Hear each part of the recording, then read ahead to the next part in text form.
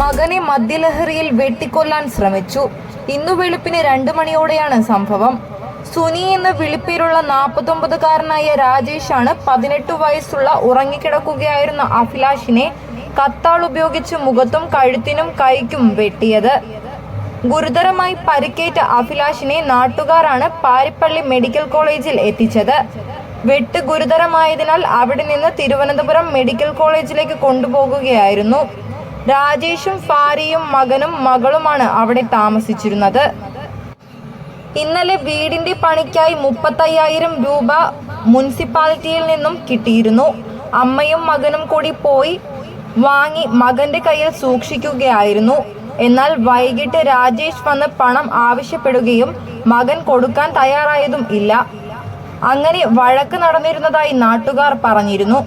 അവിടെ നിന്ന് മദ്യം കഴിച്ചിട്ട് 2 മണിയോടെ ഹാളിൽ ഉറങ്ങിക്കിടക്കുകയായിരുന്ന മകനെ വെട്ടുകയായിരുന്നു. അമ്മ നിലവിളിച്ച് അടുത്തുള്ള വീട്ടിലേക്ക് ഓടുകയും മുനിസിപ്പൽ കൗൺസിലറും നാട്ടുകാരും എത്തി ആശുപത്രിയിലേക്ക് കൊണ്ടുപോകുകയുമായിരുന്നു. തുടർന്ന് പോലീസ് എത്തി തിരച്ചിൽ നടത്തി ആറ്റിന്റെ കരയിൽ നിന്നും പിടികൂടുകയായിരുന്നു. ഇയാൾ സ്ഥിരമായി അക്രമകാരിയാണെന്ന് നാട്ടുകാർ പറഞ്ഞു.